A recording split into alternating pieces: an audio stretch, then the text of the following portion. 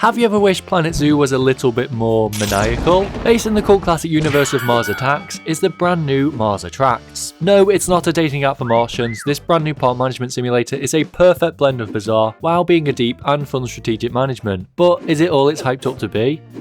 So, of course, first we have to talk about the park design features of this game. The game is really easy to get to grips with. It features a really nice grid-based building tool where you place down a wide array of buildings, your guests arrive in the most creative way I've ever seen, through a tube, and there are a bunch of cool rides for your guests to try out. Let's start with a building.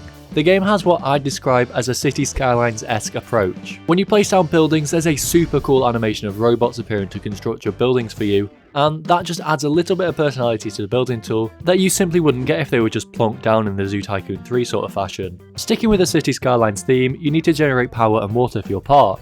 You do this by connecting your park to little power generators and water wells. Does this mean there is water on Mars? And you need to combine and scale up your systems as your park starts to demand more resources. This is a really nice feature that's a lot nicer than Planet Zoo's approach, for example, where you need to be in range of the buildings and water travels through the quantum universe. Despite having more to it than Planet Zoo, it's still super simple and easy to get to grips with, making it really accessible for new players to get started right away. The actual buildings you get to place down are pretty cool too. The models look cool and you need to place down a bunch of shops and stalls, decorations and amenities. While the models look cool, they are pretty low quality, which explains why the game doesn't let you get up close and personal with them. You have to hire members of staff to man these booths, and they need to be kept stocked by your porters, but we'll come back to this later on. There isn't a huge amount of decoration items, which can leave the park feeling relatively empty, but the nice designs for the buildings and items that do exist compensate for the blandness. The terrain tool that the game has is pretty nice. Well, I say terrain, it's a ground texture painting tool. Your park is flat whether you like it or not. Anyway, the ground texture painting tool is really nice. You can continue to paint down the same texture again and again for more intensity as the textures blend against the surrounding cells. Also, the game features a variety of unique, exciting rides for your guests. The designs are super cool, but again, the models aren't brilliant, so you can't get up close to look at them. That's everything about the park design, but we need to talk about the park guests and the humans themselves. So let's talk guests. Firstly, I love how the guests arrive and leave your park. They get about using this cool little tube system straight out of Odd Squad. It is a shame they don't have a nicer animation leaving the tubes, they sort of just teleport out. Guests have a happiness level that you need to keep nice and high across a bunch of different environmental attributes. They can also have different traits about themselves, making them more or less annoying, like eating more than usual or not requiring rest throughout their entire visit. Also, the guests actually care about how well you treat your humans, so you can't overdo the public decapitations. The needs they have can be fulfilled by drink, food or map shops, and they also of course need access to toilets and benches. I really love the design for the donation boxes you can place down to squeeze every penny out of your guests possible. Anyway, as you play through the campaign, you unlock different cultures and civilizations, starting with the simple ancient Romans and moving your way forward in time. There are a bunch of different civilizations to unlock, each with their own theming and specifically designed items for their enclosures. The way you obtain your humans is given JWE2.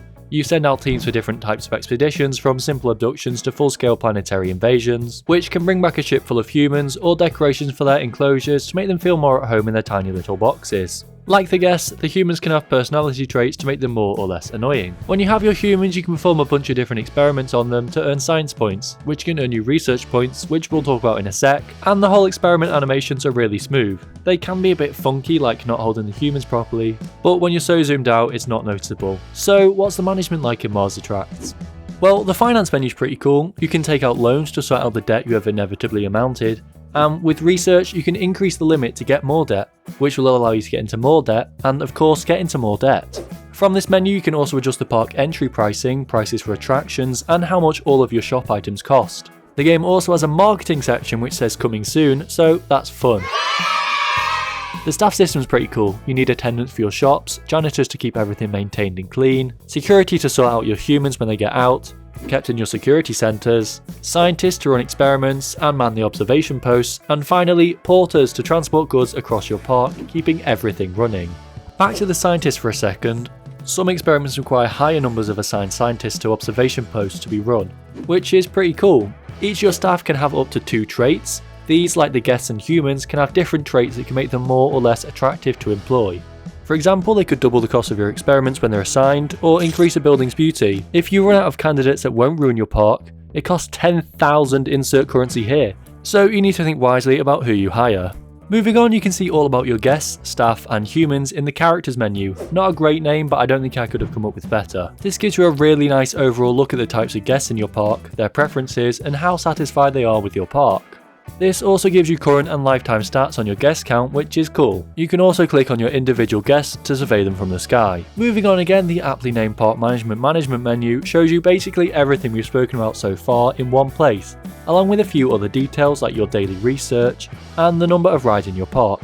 Although with the small amount of rides that there actually are, it would have just been quicker for me to have counted. We also get another look at the very pretty coming soon art. Jokes aside, the menu is really intuitive and simple to get around. Lastly, for management, there is a lovely overlay of a bunch of different features you can access, which can be a huge help for resolving issues in your park. There are a huge amount of filters you can pick from here, so it really does help you across the board.